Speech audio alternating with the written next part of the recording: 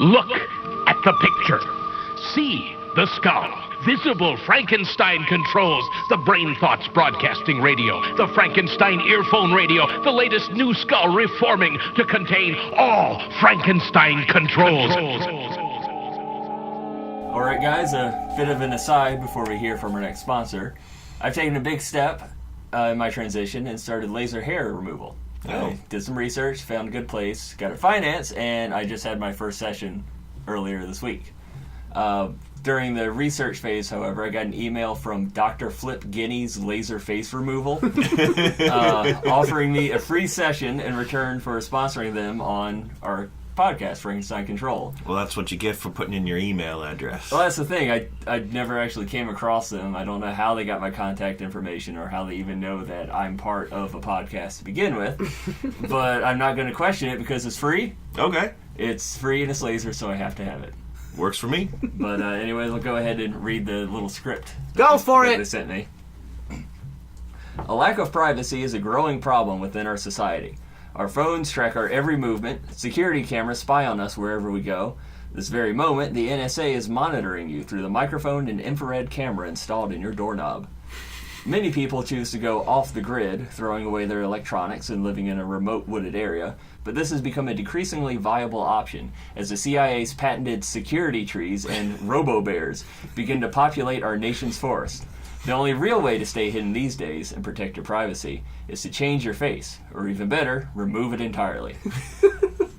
At Dr. Flip Guinea's Laser Face Removal, we use high-powered neodymium, yttrium, aluminum, garnet lasers to fuse your facial features together into a smooth, untraceable lump, allowing you to go wherever you like without being recognized by a camera. Our treatments are effective and permanent. Just listen to what this satisfied customer had to say.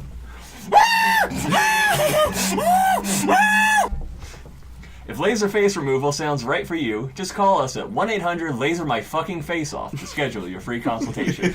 Oh, wonderful. Yeah, I can't wait for my first session. I'm calling them right now. I wonder if their consultations are free and they can't no-show them no matter what time they come in.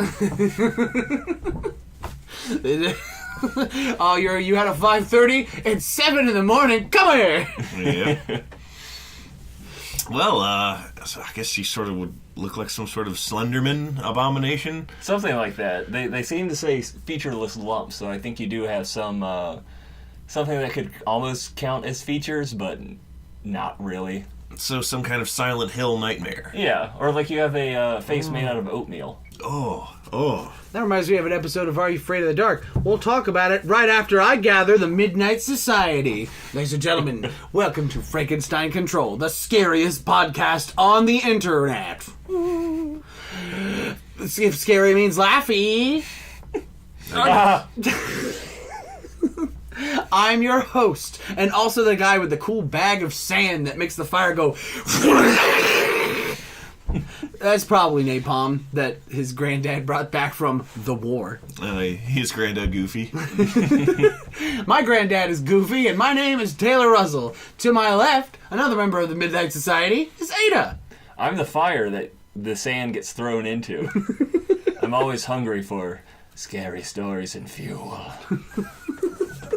And ahead of me, as always, the scariest member of the Midnight Society is B-Rai.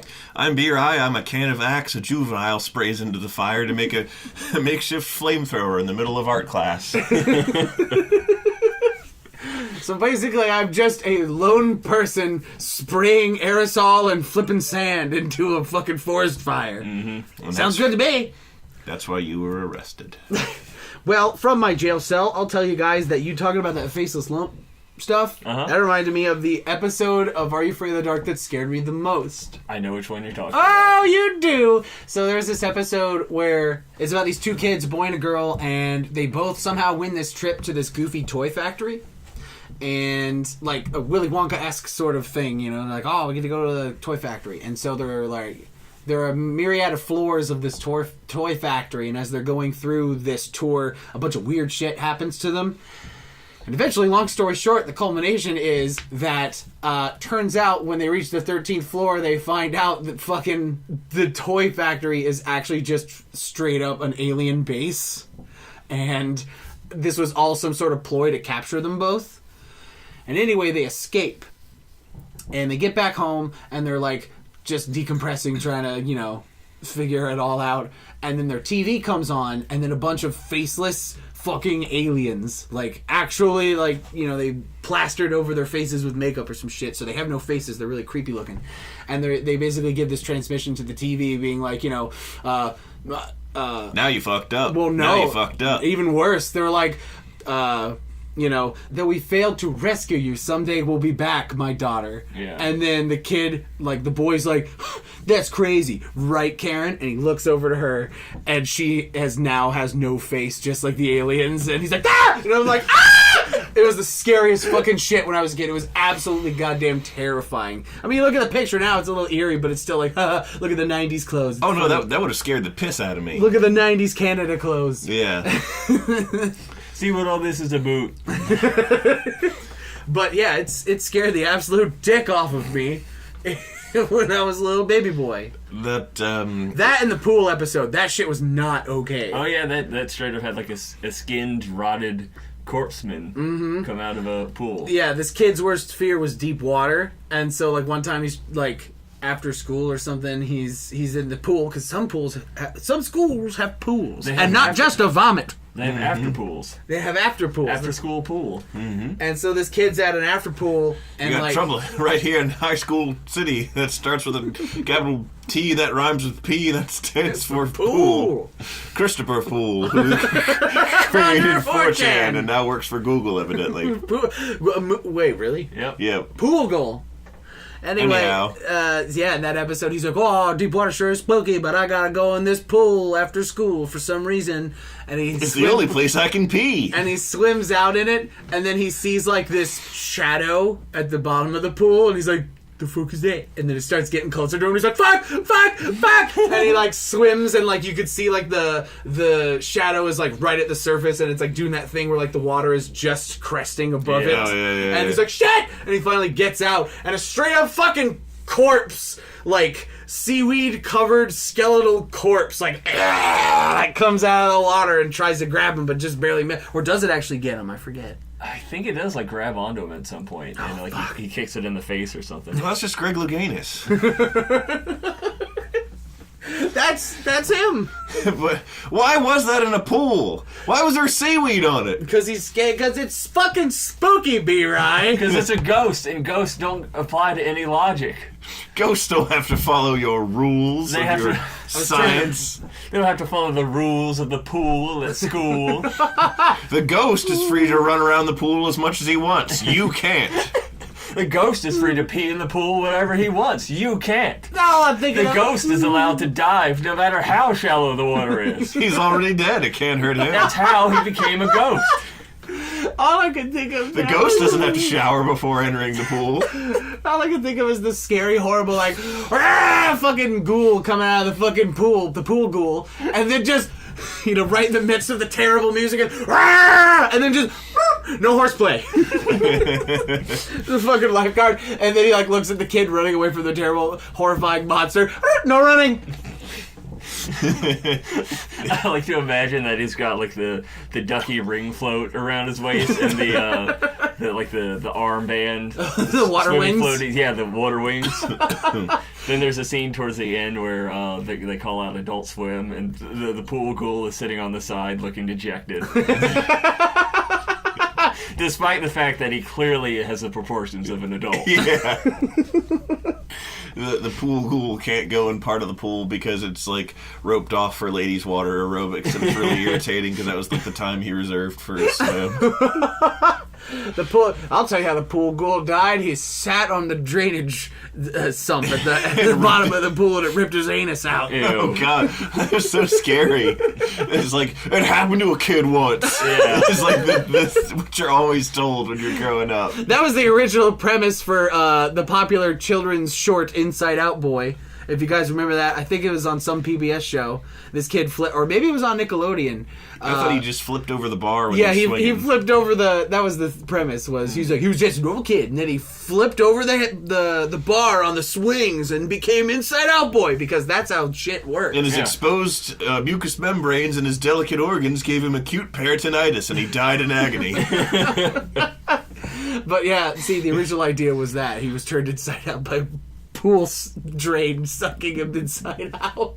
Through his anus. Yeah, because he's like, oh, I'm going to sit down here on the pool, watch me, Mom, watch my dive. Wow! Now I'm an inside out boy, I don't have a pee-pee anymore.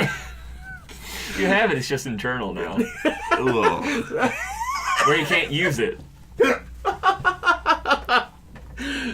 He was also, they had to change the name, Inside Out Boy, the much more innocuous name, actually, fun fact, replaced, Scrotus, the Inside Out Freak. I wanted to go back to... Alright, let's go back, Marty. The mention of faceless monsters, and how when I was a kid, even as a young child, I was apparently really good at just, like, jumping to different forms of, like, logic that is only popular and, like, fucking can't talk. Prevalent, thank you. Yes, only certain types of logic are popular with adults. Well, I could just, I was able to piece things together in ways a kid wouldn't typically do. Yeah. And it sounds like I'm sort of humble bragging I was about to say, myself. you're so special. I was just such a genius child. No. I was the best child at my school. Everybody knew how wonderful and smart I was. What I was going to say was this. This makes me. It is worth noting that I am an only child, and fellow podcast hoster John Hodgman is also an only child, and he referred to. We have a special thing called the Super Special Afraid of Conflict Narcissist Club. When you're an only child, it's the exclusive cadre into which you are entered. All right, you special narcissist. What are we going to talk about? Anyhow, like I wouldn't like certain songs because I didn't understand the symbolism behind it, but I understood the words and what they meant.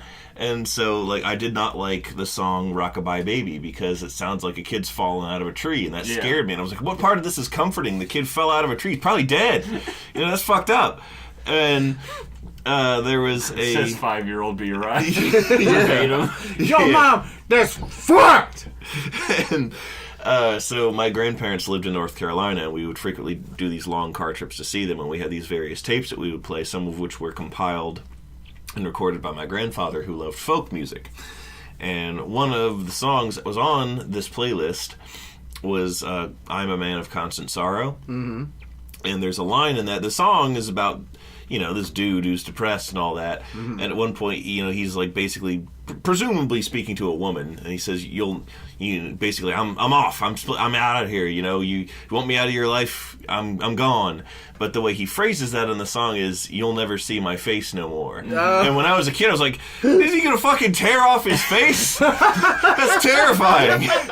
And it scared the shit out of me. And I pictured either like a skinless freak or like the lump-faced thing from that Are You Afraid of the Dark episode. It freaked me out, and I didn't like it. Oh, wow. My mom had to... He went to the face removal clinic. Yeah, my mom would just, frequently have to console me in unexpected ways when I, took the wrong meaning from, innocent symbolism that I didn't get the symbolism of it, but I did understand the words. Yeah. And I was like, that's bad. That reminds me of a weird thing that I got really afraid of as a kid. I don't know... if this is a hallucination, because I've looked this up, and apparently it's a thing, but it's not quite what I experienced.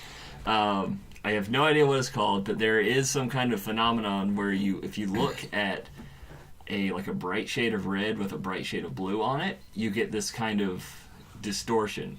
I can see that. It kind of hurts your eyes a little bit. Something like that. And what I experienced when I was really young is I had some book that was like a Tiny Toons book, and the cover was blue, and it had the same kind of bright red text on it, and I looked at it one night, and the text was moving. Whoa. Because of this distortion. And I can't recreate it now. I can only get it a quarter of the way to that point. But I remember just being terrified that the letters on my book were moving. Yeah. You should not be doing that. The world is a lie. If I had seen that happen with the fucking Wheelers, I would have just had Mommy, the book's alive! I would have just had a stroke and just My childhood stroke. been By B-Ray. catatonic at those moving Wheelers. Those Joey Wheelers. Yep. Now listen here, Hugh. We gotta go terrify child B-Roy. Gotta skate around with pizza cutters on our hands and feet. You're right, Joey. I've replaced my limbs with wheels. This is completely unrelated. But, Do it. There is a blog I follow on Tumblr called PicDeskBot, and that's just for Picture Describe Bot. And all it is it's a bot that finds a picture and then tries to describe what's in the picture. Oh. And it's all automated. It posts every once in a while. And I've gotten this kind of insulting, nurturing relationship with it. What? Like, anytime I see it, if it's like correct, I'm like, you got it, bro, you're spot on, you're great. Like, that's just my initial reaction about seeing, like, oh, he got it right, he did it, yeah, He's really doing it. but then when it's completely wrong, I'm just like, you stupid fucking shit. You piece of shit bot, you have no idea what you're talking about. You're not Fuck a you. human. Fuck off. Fuck you, I hate you so much. The abusive relationships we have with machines. He's just wearing a wife beater and slaps the robot across the room for mouthing off. How dare you say that improper description at me? You say that's a person in the street? No, fuck you, that's a picture of a coin, you dumb slut. Give me another beer. Now make me a sandwich. Congratulations. You're a sandwich. And then it's a picture of me as a sandwich, and the description is a person. And very faintly you hear me go, it was right all along! You're a good boy! Oh gosh. Ooh. So that actually reminds me, have you guys ever used Akinator before? Yes. I'm familiar with it, but That shit is the scariest thing mankind has ever developed. When was the last time you used it? A couple years back? it used to be on. Don't tell me it's only gotten better. It's kind of gotten worse Oh. because stupid children have infiltrated it, as well as our general entertainment cloud has become... Whiter. It was already dumb, but now it's dumber. Oh. So basically, if you go in there and ask for something, a lot of times it'll be like, is it a Minecraft character? Is it a Minecraft YouTuber? Is it an internet personality? Because that's what everyone's asking for now. Okay, so anybody who doesn't know, Akinator was this thing on the internet. So where It you still go gets there. it right most of the time. Oh, yeah. It's not completely It's just useless. its questions are twisted. Yeah, now. its questions are twisted and it reminds you So of some of the basically, it's a bad things robot. with the world. It's a super smart robot designed to play 20 questions with you, and The mascot of it is like a genie guy. Yeah, this- and the goal is for it to guess your fictional character that you're thinking of, or not fictional. It can be a real person as well. Mm-hmm. And like back in my day, that shit was always spot on and was scary as shit. Because you would think of like the most esoteric fucking character, and you'd be like, they'll never get this, never get this. 3 questions later, shit! Oh my god! Is it Dagwood from the Sunday papers? How the fuck did you know? How the fuck is the various cows from the Far Side a character? But he got it. There was the creator of Farside, Gary Larson, was attacked and beaten by a chimp named Frodo, No. and that's a real thing that Wait, happened. is that why? Is that why he's not making the Far Side? Because he's dead? No, Because Frodo killed his Frodo ass? didn't kill him. Oh. Frodo was a horrible rapist too. Like, he was just not a good ape. He was not. But Samwise still loves him. Yeah. Anyhow, Akinator. Getting back to the topic at hand. Instead of rapist monkeys. Akinator was a thing that was like consistently on. It was one of those things where, because of the hype around it, I thought it was a lot scarier. I didn't really know what it was, but I thought it was a lot scarier than it actually was. Because it was always on X, which is the paranormal board of 4chan, of which I was a very, very frequent visitor Back in the day. back in the day and still occasionally. And there was always, you'd be like, here's a bunch of scary fucking wallpapers of ghouls and shit. Here's a thread. Pool ghouls. Here's a thread where we tell like personal ghost stories that have really happened to us. Akinator thread, question mark, is like the third one down. And it was always on the front or second page. Akinator thread. Last one, mods close the last one, Akinator thread. And I was like, oh, what is this? And I was like, it's just a genie, just asks you questions? That's boring. What the fuck is this? And that my entire haunted Akinator is what they always called it and stuff. I think that's also a creepypasta too, is haunted Akinator. But Akinator drowned. Yeah. Oh god. Oh boy, that Ben drowned. That was a thing. A famous copypasta creepypoosti about everybody's favorite video game, Majora's Mask. Yeah, it's a good one. It is pretty good. I like it. I mean, I bet if I read it now, I'd be like, this is entry level shit. Yeah. Well, the thing is that like you were in it while it happened. Like it was an ongoing thread. Yeah. That is. I true. was there, man. I was there when Ben drowned. Yeah. Now I'm in jail. I saw the bubble stop, and I didn't even try to help him.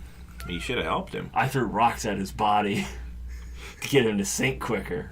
Is it a YouTube personality? Is it Logan Paul? Oh my god. Not again. No, this is week 3 of Logan Paul. The matches. gift that keeps on the gift that keeps on Punishing. Depressing us all. grifting.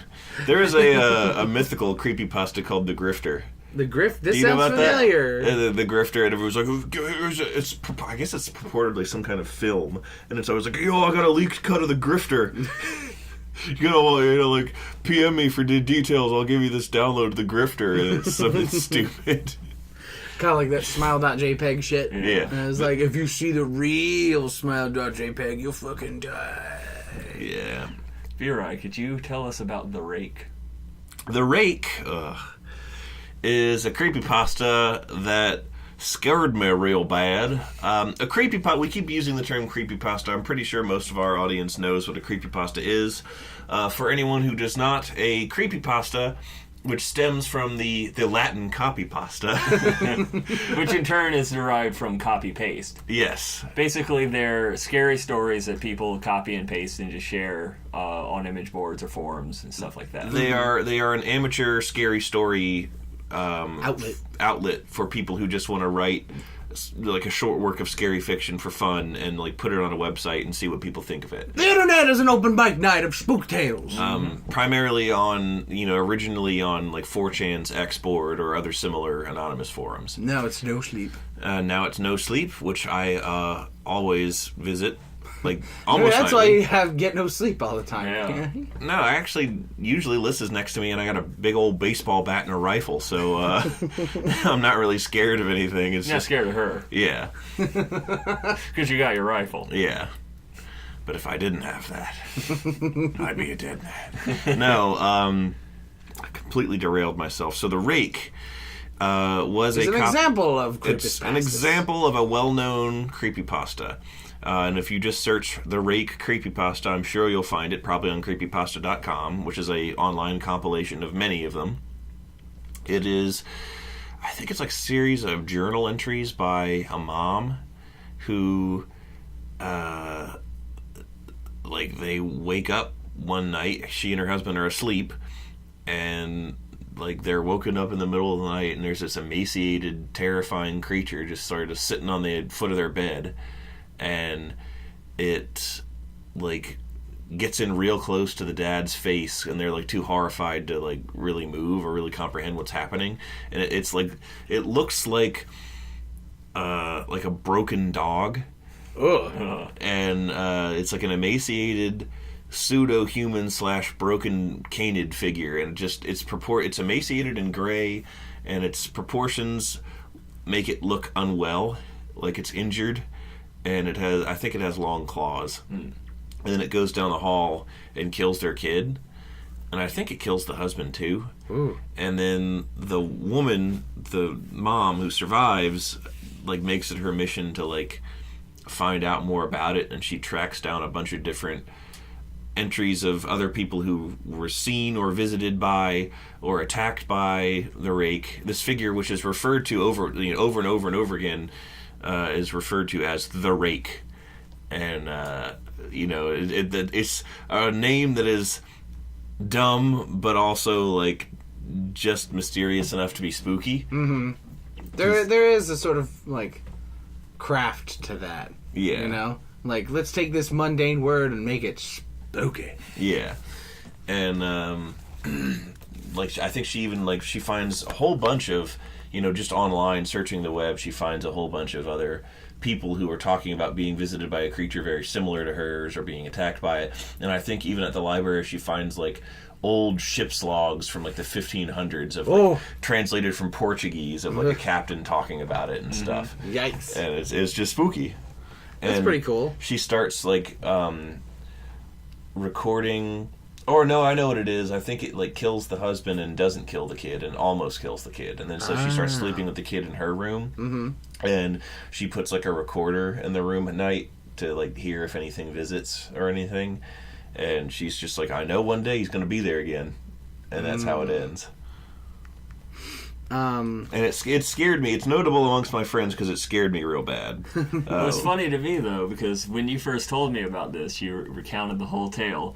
And the whole time I'm just not afraid of it because when you say the rake, I imagine a literal rake. Like the girl. So like this couple are just like waking up in bed and goes, honey, oh God, it's the rake. It's just a rake is propped up against the bed. It falls over and like gently scratches the husband and he just instantly dies. Yeah.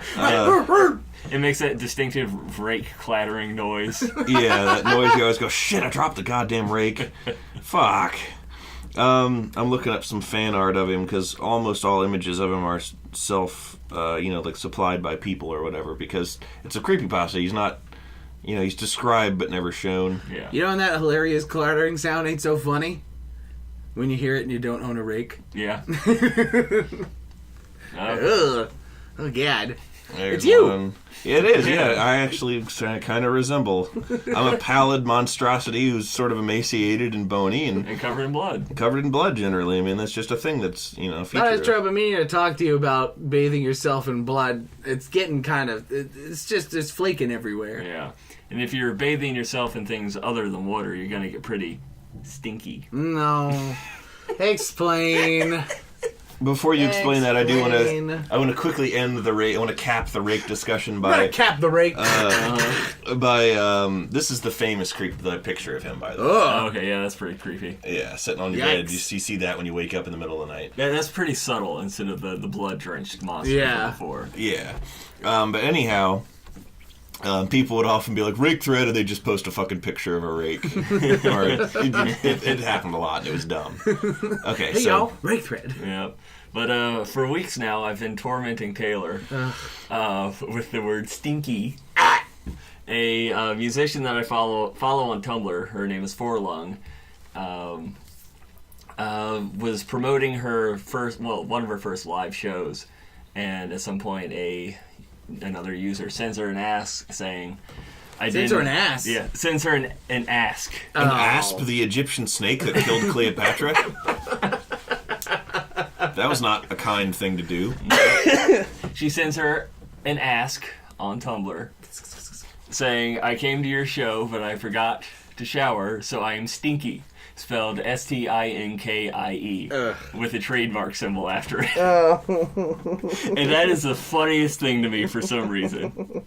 And I can't stop saying it. Anytime there's an opportunity to say something would smell bad, I have to say, don't you think it would be stinky? And looked directly at Taylor. And I hate it. I hate it because it reminds me of it strikes the same vein as tickling does now. The internet has ruined it in taking this seemingly innocuous and harmless thing that parent does to their kid, haha, it's fun. No, it's now a gross sex thing because you fuckers out there, whoever you are, had to fucking bring that shit out in the open, air your dirty tickle laundry, and now that shit's ruined. And that's the same kind of oh, it's innocent, but is it? kind of shit. Stinky. Stop.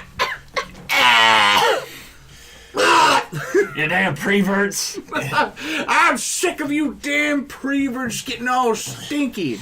Stinkie is... I don't like it. Stinkie is Ada's camel picture. It's a thing that's really only funny to her, but it's really funny, and you want to think about it a lot. Always thinking about Stinkie. Can't stop thinking about those camels. I bet that camel, when he yells, is probably Stinkie. The breath is very stinky. Trademark. I didn't know the trademark. Yeah. That adds a dimension to it. That's pretty funny. Yeah, you neglected to tell me about the trademark till this conversation. Yeah, I had forgotten about it. See, with the 'Cause trademark, like, it's I a read bit. With the trademark, it's funnier. But I had been going under the assumption that there was no trademark and that it was just Stinkie. The camel. Put that Stop camel away. put that camel away. Put that It's stinky funny. camel Stop away. smoking cigarettes in my house. I'm Joe the Camel, and I look like a dong. I'm a cartoon character, so now kids are gonna want to smoke me. You know about him looking like a dong, right? No. You don't know that Joe the Camel is supposed to look like a dong? And it's like a subtle form What the fuck of... are you talking about? Joe the Camel, the mascot for the Camel I cigarettes, know of Joe Burt the Candle. looks like a dong. And he's apparently, according to my mom, it's subliminal advertising, he is intentionally supposed to look like a Dong-like? dong. Yeah, hang To on. attract the kids? Yeah, or Kids I are don't just know, crazy for dong. to embody masculinity, So or you'll see penis and want to put things in your mouth, basically. just to be gross. Hold on, let's see. Joe Camel Pee-Pee. Just Google that at No, home. don't! Oh, You'll get something you don't want to see. Joe too I late. know, because I've already drawn it. Just imagine it. Imagine that it's flaccid. Oh and my looks like god! balls. Oh my god! I mean, it's a little pointy, but I see what you're talking about. Oh! Uncircumcised, flaccid with two balls hanging Oh down. my god, uncircumcised penises are not that pointy, but they Okay, can I be. see it. They can be if artistically rendered so. Yeah. There's a phallus. Big old- Scrotal sac. I mean, honestly, camels kind of look like that to begin with. Camels are just dick-like. Yeah. They just look They're like dick-like in dongs. appearance. Also, I That's can't, like like, this picture here just makes... There's this picture of Camel Joe, like, standing cross-armed in a t-shirt tucked into some tight jeans, looking all cool and shit next to a convertible. That's straight up a persona. Yeah, that was my thought, too. It That looks... Camel Joe is somebody's persona. I really Joe could've- Camel is just a straight-up persona of... Like, it has the dong-like face... The sort of undertones of perhaps a George Michaelian. I found sort one. of, I found one here persuasion. that's just ruined me. I really don't care for it. Uh-huh. It's. Share it with us. I Share it with the will. class. I will. It's. They could have just had it be a hot human woman. They do it in other ones. There's no reason for them to have chosen this. Oh. But it's a furry camel babe, and it's just. Oh no! Oh, she looks like the guy. She looks like a character from Delgo. Just a straight out of the. If it weren't for the obviously like 80s hair, it would look straight out of DeviantArt. Yeah. Ugh. Oh my god! If only you folks at home could see it. Hint, hint. Wink, wink. Look at the screen. We're still showing it. Okay, it's gone now. It's back. It's gone.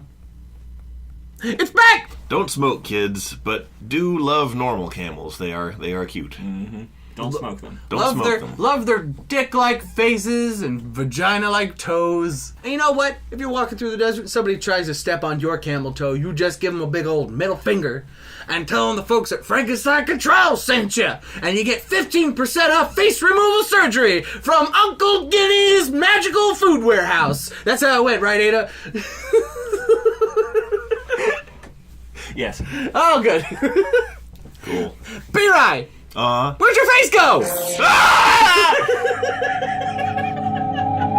Now even you know I am a menace. I hand you the secrets to save the entire human race and the entire universe.